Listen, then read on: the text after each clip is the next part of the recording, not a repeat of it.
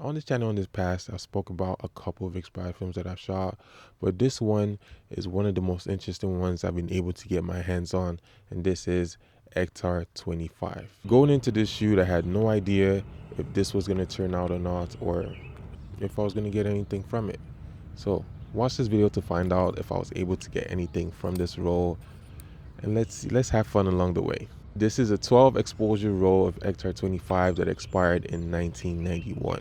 So that's 32 years expired. This film stock has a rich history. In fact, Kodak advertised Ektar 25 as the finest grain color negative film ever made when it was introduced in 1988. In fact, I found a news article where they talked about this, and let me just quote the news article right here. It says, Ektar 25 is not for everyone. Its ability to produce good-looking enlargements is offset by slow speed and whisker-thin exposure latitude.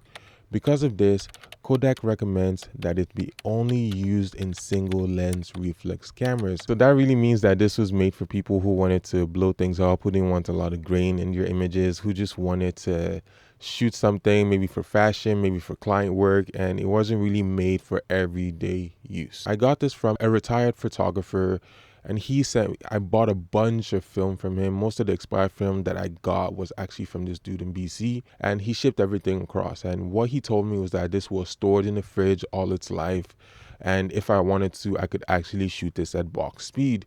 But you can't really trust everything you read online or someone tells you online, because I don't know this person personally.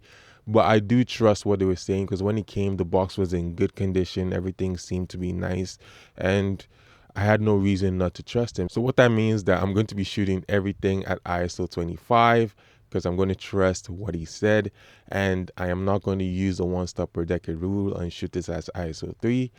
And I was also going to be shooting this on a very sunny day using a camera that I trust, which is my Leica M2. I've used it to shoot so many different film stocks in the past. I trust the results I'm going to be getting. I trust the readings, I trust the lighting, and I trust everything that comes from this camera. So I'm going to be using my Leica M2. I'm also going to be shooting this at sunrise, right after the sun hits the top, when it's going to be really bright outside, a really sunny day that I can get proper exposure. I'm going to try to shoot as many different subjects as possible. Going to try to shoot cars, going to try to shoot people, going to try to shoot different environments, so I can get proper composition and good results from this film stock. Again, I had no idea if this was going to turn out or not. I had no idea if I was going to be wasting my time, wasting my money buying this film and developing this film, but I was willing to take a chance because I trusted the person I got this from, and I trusted the way everything looked. Shooting this at ISO 25 and getting proper results. But yeah, let's find out if I was able to get anything from this.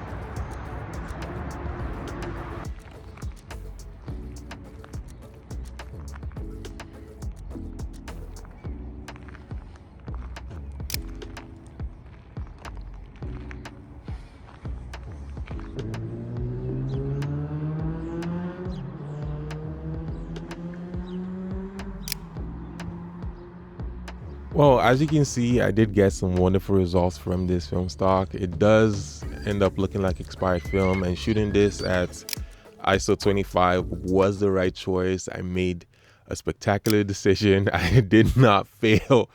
It didn't fail. It wasn't underexposed. It actually is a little bit overexposed, because I did overexpose a little bit, as I do with a lot of my film stock. My thoughts on this film stock are as follows. As you can see in the shadows, there's a lot of blue tinting in the shadows.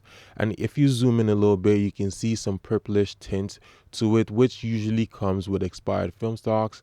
Now, I'm not too sure if this is a standard look for a fresh Ektar 25, and we'll never know, because you can really get fresh looking ones anymore. But blue in the shadows, purple tints all across the image is something that I noticed. I did actually notice exceptionally sharp images. On the images that I hit my focus with my Leica, you can see that this is very, very sharp film. And it's actually really shocking for me because this is a 32-year-old film stock and you can still see how sharp the images look. And I can tell that this was actually made for professional use, because if this came out as a fresh film stock, you can only imagine how much sharper this will look. And I truly commend the person that saved this film stock in such great condition that I'm able to get such sharp images.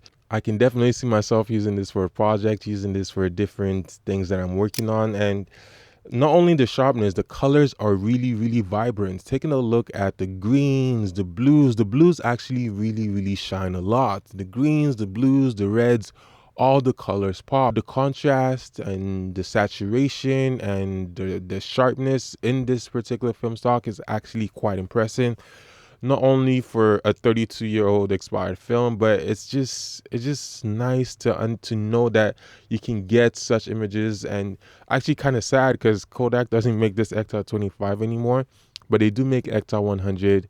Now, seeing this Ektar 25, I don't really shoot a lot of Ektar 100, but this is actually making me want to shoot some more Ektar 100. Let me know your thoughts about this in the description down below. I'm going to be making a blog post talking about putting up all the pictures that you saw here and talking about a little more in depth about my experience shooting this film on my blog, FilmStockReel.com. So make sure you check it out in the description right under the like button. And that brings me to the end of this video. If this video has provided you any value, please make sure you do the things, hit the like button, and also subscribe to the channel, as this goes a long way to making sure I produce more content like this. Until next time, make sure you stay safe, make sure you shoot film, and I'll see you in the next one. Bye.